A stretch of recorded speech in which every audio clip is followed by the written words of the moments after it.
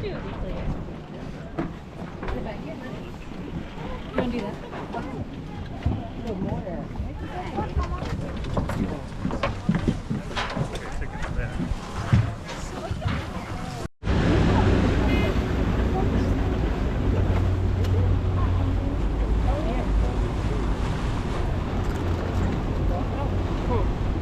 There's a boat. There's another boat.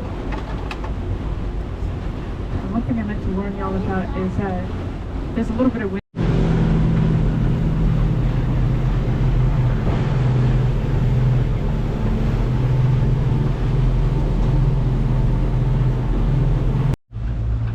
Another thing that I love about the inside of a volcanic caldera is that you can see places like right here to the right of the backbone where it looks like there's brush strokes in the rock, like someone took a paintbrush to it.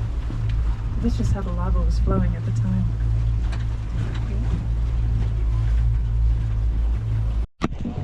Trevor just wants to be out here Ooh, I'll pull back early. for 3 hours.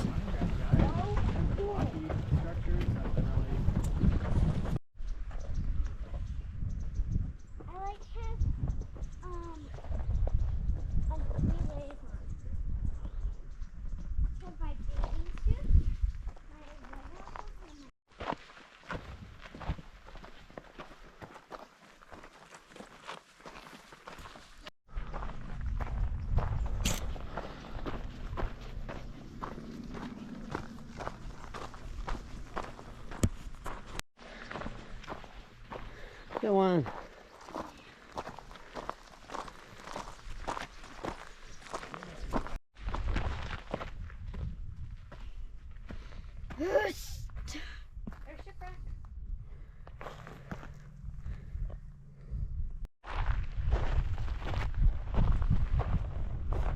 Wait, what? We're going around? Oh, I don't want to walk all the way around. Oh.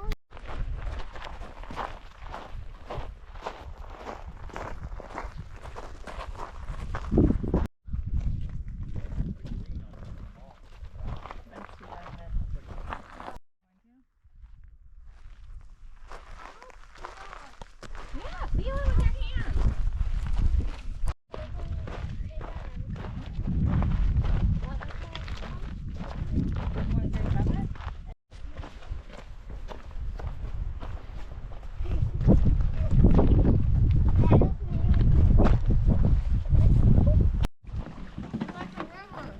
Yeah, it's like the river.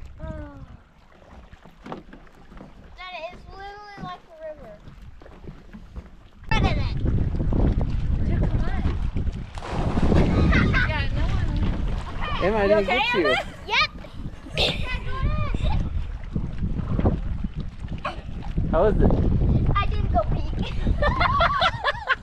I didn't even go pee. Emma, be quiet. Are you gonna help me out right away? Are you gonna help me out right away? You okay? Let me go pee first. Alright.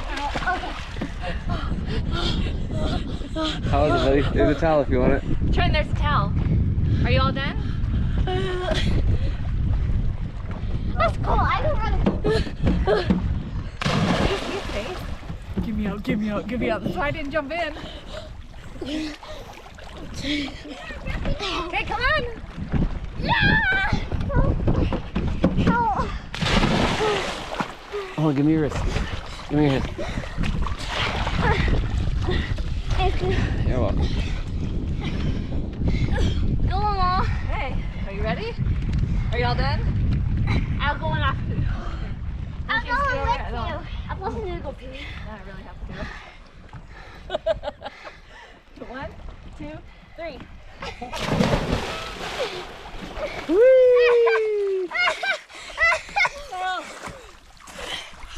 No, I don't trust Hey, you. hey, hey, I got it, I got it. Hurry up, because I want to get out. Okay. Here, is it gonna dry off now? No, wait until they get out. Okay. Oh. Are you gonna push me in, bud? Oh.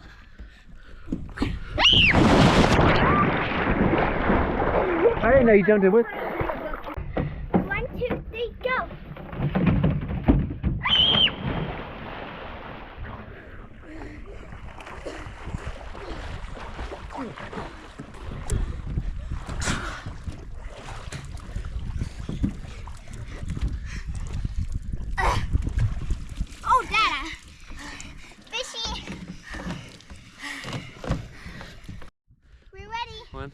2, 3, go.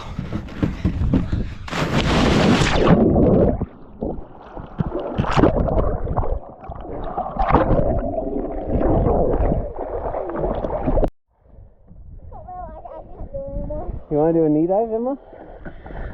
Give me the other hand. Alright, ready? I just can't do it. No problem. You too slippery? No. Go?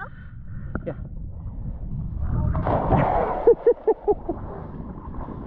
This Mickey gun is a duck. The off ticket. Thank you very much. I can hold that, Emma. You guys watch your step, please. Watch your step. Thank you. Welcome back. Welcome back.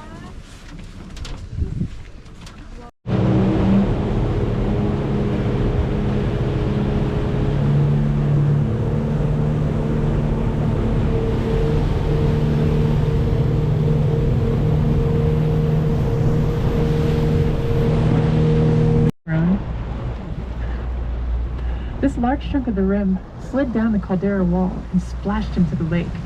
And it's a lot more dramatic than I'm making it sound. There were boulders that were the size of Crater Lake Lodge that were launched out into the lake.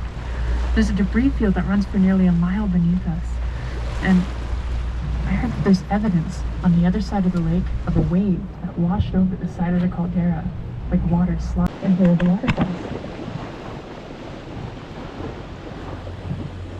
Alright, once we're close and it's safe, I'm going to invite you to stand up.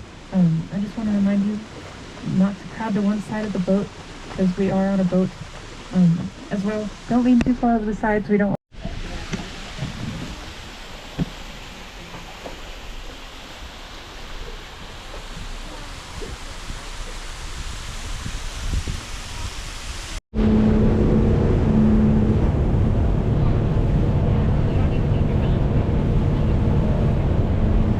The sun still rise up above the surface.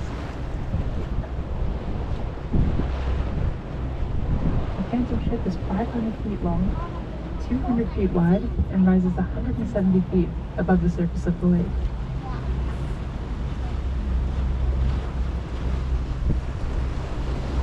One of the most interesting parts of the Phantom ship, at least in my opinion, is the biodiversity that's on the ship. If I remember correctly, there's 7 or 8 different species of trees that live on the Phantom ship. I see sugar pine, lodgepole pine, there's a ponderosa pine. There's also whitebark pine, as well as some spruces and firs and mountain hemlock.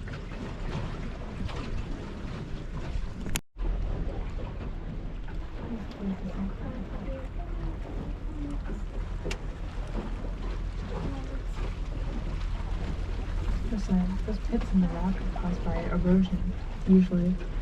Although I'm sure having a whole volcano collapse. Follow. The lake's nice. It's that time of year Hey, buddy. where plants are giving off a lot of pollen. A fair amount of it is pine pollen. But I assure you, it is 100% safe for you to drink.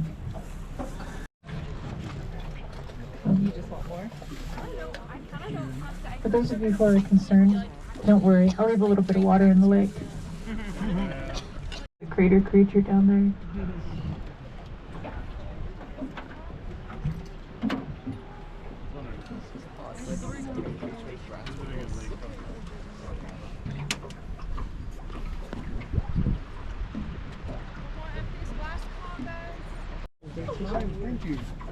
From minimum wage to minimum wage.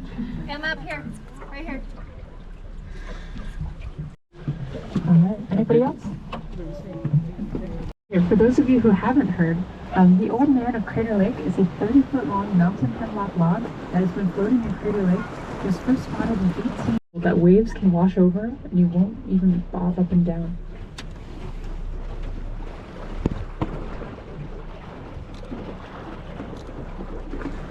It looks like it's stuck on the shore, but I assure you it's still floating. Back in the days of wooden boats, the rangers actually used to climb out on top of the Old Man to talk about it, but I'm not allowed to do that, I found out. There's a whole bunch of stories about the old man. I think one of my favorites is in 1988, the National Park Service, the U.S. Geological Survey, and Oregon State University were planning the first manned submersible mission to the bottom of the lake. They had a one-man submersible called the Deep Rover. They figured since they're going to have a whole bunch of boats and tethers and scuba divers in the water, perhaps they ought to move the old man out of the way to make sure that he doesn't interfere with operations. And so they tied a rope around him, and they dragged him all the way to Wizard Island, and they tied him off to a dock. The next day when they came down to start work, they found that it was rainy and it was windy, and they couldn't get anything done. The day after that, it was rainy, it was windy, there was an electrical storm that rolled through. On the third day, from what I hear, it started snowing in the middle of August. And so one of the researchers, they thought, well, it couldn't hurt to, untie the old man, right? Like, what harm will that do? So they went out to Wizard Island, and they cast off his leash and let him float out into the water. And the next day they came down, and it was clear skies, sunny, not a breath of wind. Another story I really like about him is when GPS technology got to the point that it was feasible to put a tracking collar on him, they did. They wanted to see how he's able to move against currents or move against the wind. And they found that as soon as they put it on him, they got no data whatsoever because he didn't move at all. He stayed in one place and only moved like 1 to 5 feet around. Eventually they realized they weren't gaining anything from it, so they went ahead and took the collar off of him, and he immediately started floating around the lake again. More recently, the National Park Service, they wanted to make a website where you could track the old man's movements around the lake. And so they put a little box on him that said MPS in Sharpie. They put it there at the end of last season, and they found that all winter long, he didn't move at all. He stayed in a little cove and didn't budge. When the batteries died, however, at the beginning of the spring, he actually started moving around the lake again. They replaced the batteries on it, and I saw him with the box on him with the batteries operating, and he was floating around the lake. So maybe he's warming up to the idea, but I think he values his privacy as much as he values his freedom.